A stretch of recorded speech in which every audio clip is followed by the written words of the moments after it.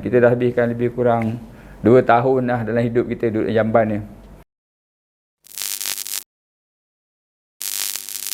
Assalamualaikum warahmatullahi taala wabarakatuh. Tuan-tuan puan, so far macam mana video-video minda akhirat? Video-video minda akhirat ni dia berbeza dengan video-video ataupun channel-channel YouTube yang anda pernah lihat dalam rancangan TV ataupun dalam YouTube ni sendiri kan. Pasal apa? Pasal di sini banyak pengisian-pengisian yang ada adalah pengisian-pengisian hikmah, pengisian-pengisian berbentuk ilham.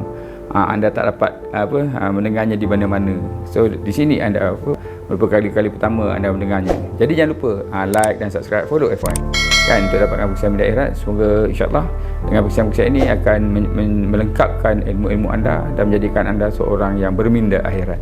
Menjadi orang mukmin yang bersifat ihsan, prihatin dan sebagainya.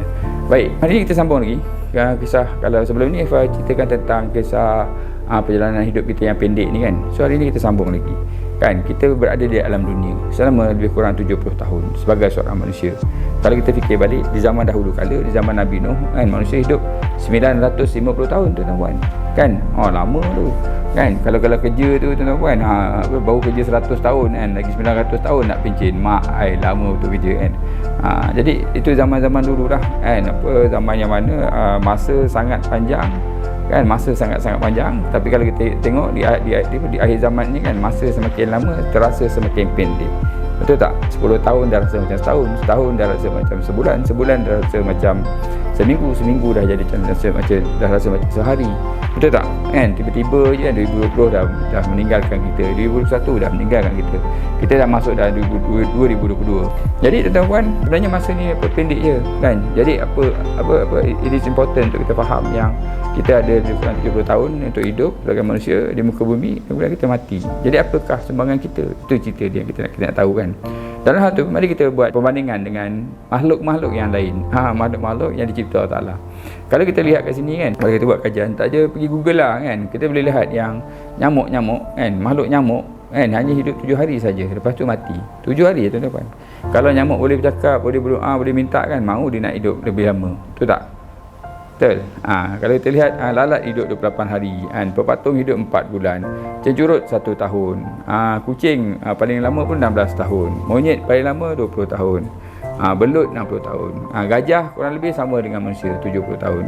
Kemudian kita lihat kura-kura boleh hidup 150 tahun sebelum mati. Ikan paus 200 tahun. Kan yang paling lama yang hidup kat dunia ni kan kepah, boleh hidup 500 tahun. Kepah tu lama hidup dia tuan-tuan.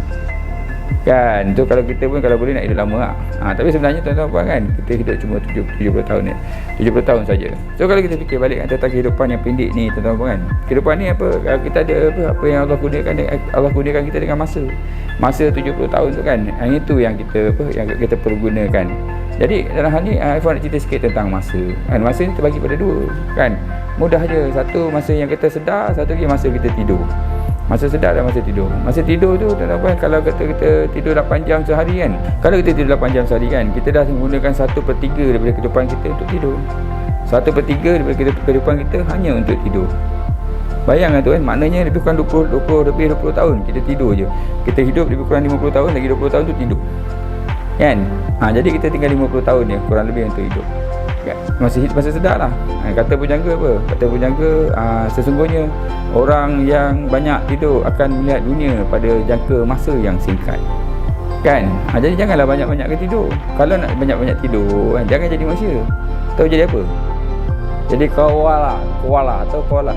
Kalau anda pergi dekat Australia tu kan, jumpa koala tu kan, yang bear yang kecil yang tu kan, duduk kan. Korang tahu tak, dia tidur 18 jam sehari.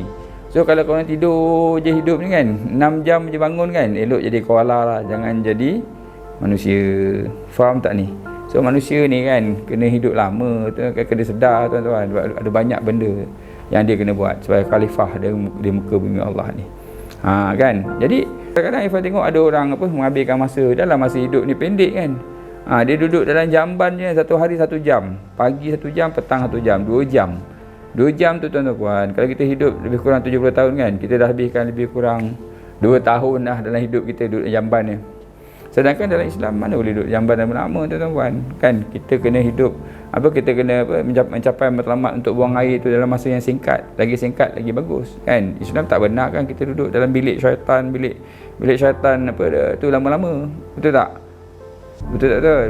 So masuk keluar cepat-cepat dah lah kan. Islam ni semua ada hukum hakam dia.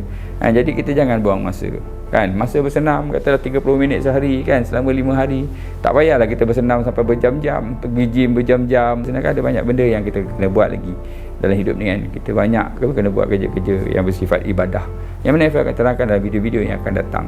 Yalah, senang cerita, apa yang membezakan kita dengan para nabi dan rasul? Kalau anda lihat, para nabi dan rasul, diorang juga makan, minum, tidur dan sebagainya, sama macam kita berkahwin kan.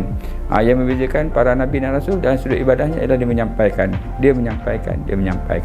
dengan benar, dengan hikmah kan, dengan bijaksana dan sebagainya. Jadi tuan-tuan, jangan buang-buang masa kan. Kalau kita tengok balik diri kita sendiri kan, kalau bandingkan dengan orang Jepun, bandingkan dengan orang Singapura, orang Korea kan, kita kalah. Bandingkan dengan orang US, kita kalah. Jadi kita tingkatkan produktiviti, kita tingkatkan ibadah, kita tingkatkan menjalankan usaha agama, usaha dakwah dan sebagainya. Itu lebih baik. Alright, itu saja yang saya nak ceritakan tentang jalankan misi hidup di dunia yang pendek ini.